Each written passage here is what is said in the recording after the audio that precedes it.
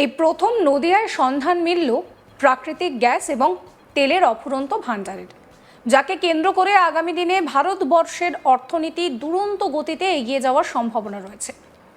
এছাড়াও বাড়বে বিপুল কর্মসংস্থান।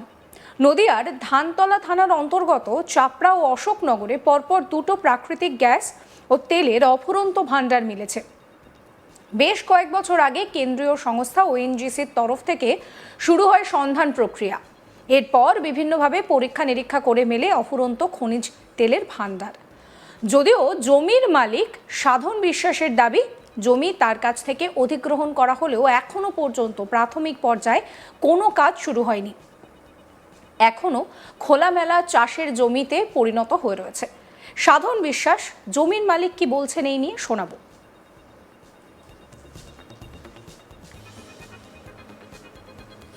হ্যাঁ বলুন। আমি এই জমির মালিক।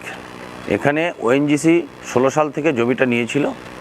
নেওয়ার পরে ওরা কিছু যন্ত্রাংশ নিয়ে এসে তারা কাজকর্ম করে টোরে এরা মাটির নিচে টেস্ট করে করে ওরা 21 সালে চলে যায় এখান থেকে। যাওয়ার পরে এখানে যে কি আমার এই মাটির নিচে মানে খনিজ পদার্থ আছে কি না আছে আমার সাথে এরা কোনো ডিসকাস করেনি। আমি এখন লোক বা আমার অন্যান্য কিছু মাধ্যমে আমি জানতে পারি আমার এইখানে নিচে প্রচুর খনিজ পদার্থ আছে। যদি আমার এখানে কোনো খনিজ পাওয়া যায় তাহলে হয়তো আমাদের বাইরের দেশের কাছে কোনো এই হাত পাততে হবে না,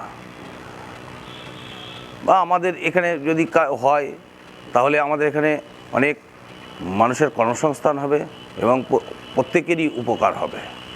এবার আমারও একটা কর্মসংস্থানের জায়গা তৈরি হয়ে যাবে। এ নিয়ে যদিও রাজনৈতিক তরজা শুরু হয়ে গিয়েছে।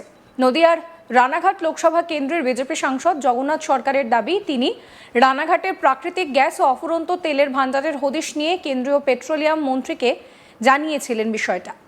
কেন্দ্রের তরফ থেকে দ্রুত কাজ করার প্রতিশ্রুতিও দেওয়া হয়েছিল। বর্তমান পরিস্থিতিতে রাজ্য সরকার এই বিষয়ে কোনো রকমের কোনো সহযোগিতা করছে না, যার কারণে মাটির নিচে অফুরন্ত প্রাকৃতিক গ্যাস ও তেলের ভাণ্ডার থাকলেও বাস্তবে সেটা রূপ দেওয়া যাচ্ছে না, যার কারণে কর্মসংস্থানও গড়ে উঠছে না। কি বলছেন বিজেপি সাংসদ জগন্নাথ সরকার, শোনাবো।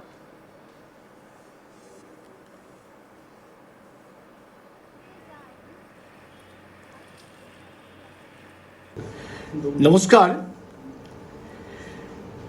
রানাঘাট পূর্বে এবং অশোকনগরে প্রাকৃতিক গ্যাস এবং তেলের যে অফুরন্ত ভাণ্ডার পাওয়া গেছে তা দিয়ে ভারতবর্ষের অর্থনীতি দুরন্ত গতিতে উঠতে পারে, তেমনি মধ্য এশিয়ার ওপর আরবের ওপর নির্ভরশীলতা কমবে।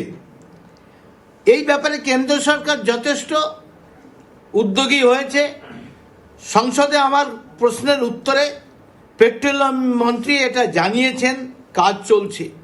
কিন্তু দীর্ঘদিন ধরে রাজ্য সরকারের তরফ থেকে যে সহযোগিতাটা মেলা প্রয়োজন সেইভাবে সহযোগিতা মিলছে না, সেই জন্য কাজের গতি খুব দ্রুত হচ্ছে না।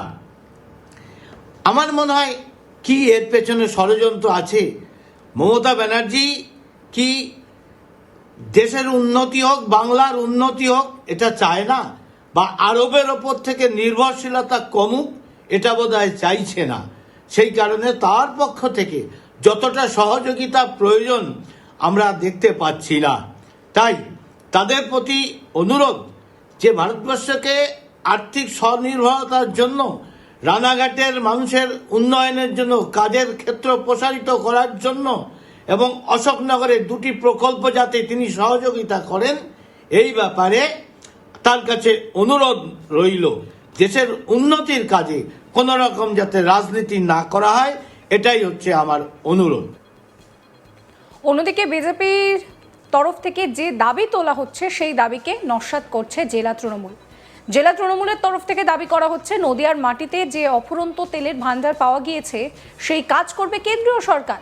রাজ্য সরকারের সহযোগিতা করাটা কাজ। প্রত্যেকটি ক্ষেত্রে রাজ্য সবসময় সহযোগিতা করছে কেন্দ্রকে, কিন্তু বাংলাকে বারে বারে বঞ্চিত করছে কেন্দ্রের বিজেপি শাসিত সরকার। নদিয়ায় এই প্রথম বিপুল তেলের ভান্ডারের হদিশ মিলেছে, যার 1/2 কাজ সম্পূর্ণ করেছে ওএনজিসি। কেন্দ্রীয় সরকারের গাফিলতির কারণে শিল্পাঞ্চল হচ্ছে না। কেন্দ্র জানে যে বাংলায় তথা নদিয়ার রানাঘাট যদি শিল্পাঞ্চল হয়ে ওঠে তাহলে গোটা দেশের যে মানচিত্র সেটাই পাল্টে যাবে, আর সেই কারণে কেন্দ্রীয় সরকার এখানে এখনো গাফিলতি করছে। আইএনটিটিইউসির জেলা সভাপতি সনদ চক্রবর্তী কি বলছেন শোনাবো। মূলত কথা হচ্ছে যে ওএনজিসি যে রানাঘাটের যে চাপড়া এলাকায় যে খনিজ তেলের জন্য যে তদন্ত করে গেছিলো, সেখানে বিপুল পরিমাণে কিন্তু খনিজ তেলের যে সম্ভার পাওয়া গেছে, এখনও পর্যন্ত সেখানে কাজ শুরু হয়নি। বিজেপি সাংসদ জগন্নাথ সরকার অভিযোগ করছেন যে তৃণমূলের কারণেই কিন্তু এই জমি অধিগ্রহণ হলো, এখনও কাজ শুরু করা যাচ্ছে না, কারণ এখনও পর্যন্ত জমির জট রয়েছে। কি বলবেন? জমির কোনো জটের প্রশ্ন না, এটা খনিজ পদার্থ পাওয়া গেলে সেখানে কেন্দ্রীয় সরকার এই বিষয়ে সমস্ত উদ্যোগ গ্রহণ করে।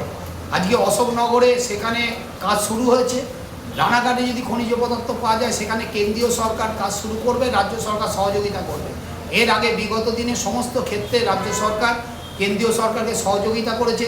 আপনি এইমসের ক্ষেত্রে দেখুন, বিভিন্ন বিমানবন্দরের ক্ষেত্রে দেখুন, রাজ্যের জাতীয় সড়ক 4 লেনের ক্ষেত্রে দেখুন, জমির সমস্যা ছিল, কিন্তু এখন কোথাও কিছু নেই। রাজ্য সরকার সমস্ত ক্ষেত্রে সহযোগিতা করছে। আমি বলবো এখানে আমাদের যিনি সাংসদ আছেন তিনি তার সরকার কেন্দ্রীয় সরকারকে বলুন অবিলম্বে বাংলায় জন্য কাজ করতে, বাংলার উন্নয়ন যাতে এগিয়ে যেতে পারে, বাংলার প্রতি বৈষম্য না করতে, বাংলার প্রাপ্য অর্থ যাতে বাংলাকে দেওয়া যায়, বাংলার উন্নয়ন যাতে এগিয়ে যায়, তার জন্য উন্নয়ন নেওয়ার জন্যে আমি সাংসদ জগন্নাথ বাবুর কাছে অনুরোধ করব। আর কেন্দ্রীয় সরকার আমাদের রাজ্যের থেকে সমস্ত রকম সর্ব বিষয়ে রাজ্য সরকারের পক্ষ থেকে কেন্দ্রীয় সরকারের সহযোগিতা করা হয়। দেখুন, যেটা মূলত বিষয় হচ্ছে যে কর্মসংস্থান যেমন বাড়বে, সেদিকে তাকিয়ে নদিয়ার মুকুটে কিন্তু নতুন একটা পালক। কারণ এই প্রথম কিন্তু এই যে তেলের ভান্ডার পাওয়া যাচ্ছে, এটা কিন্তু একটা আশ্চর্যপূর্ণ বিষয়। আপনারা মূলত কী চাইছেন সেটা? আমরা অবশ্যই চাইছি কর্মসংস্থান, আমরা চাই। আমরা হলদিয়ার ক্ষেত্রে, বন্দরের ক্ষেত্রেও দেখেছেন, আমরা সমস্ত জায়গায় দেখেছেন কর্মসংস্থান। আমরা চাই নদিয়ার বুকে আরও বেশি উন্নয়ন হোক। আমাদের একটাই বক্তব্য, নদিয়ার বুকে এই কাজ করলে এইটা কেন্দ্রীয় সরকারের অধীনস্থ প্রকল্প, করলে কেন্দ্রীয় সরকারের তার দপ্তরকে করতে হবে, রাজ্য সরকার সহযোগিতা করবে, আমরা যেটা বলতে চাইছি। কিন্তু এ রাজ্যে কেন্দ্রীয় সরকার উদাসীন, কেন্দ্রীয় সরকার এই রাজ্যের জন্য কিছু করে না। আজকে যে একটা বিপুল সম্ভারের একটা পরিস্থিতি তৈরি হয়েছে, আজকে যেখান থেকে কর্মসংস্থান হওয়ার জায়গা রয়েছে, আরও উন্নয়নের জায়গা রয়েছে, দেশের অর্থনৈতিক উন্নয়নের জায়গা রয়েছে, কেন্দ্রীয় সরকার সেদিকে নজর দিচ্ছে না, গুরুত্ব দিচ্ছে না। এটাই আমাদের বক্তব্য সেন্ট্রাল গভর্নমেন্ট কেন্দ্রীয় সরকারের বিরুদ্ধে আর সাংসদ জগন্নাথ সরকারের বিরুদ্ধে। আপনাদের মতামত জানাবেন। সমস্ত খবরের আপডেটের জন্য চ্যানেলটিকে সাবস্ক্রাইব করবেন, নোটিফিকেশন পেতে বেল আইকনে ক্লিক করবেন, ফলো করতে ভুলবেন না আজ তাক বাংলার হোয়াটসঅ্যাপ চ্যানেলও।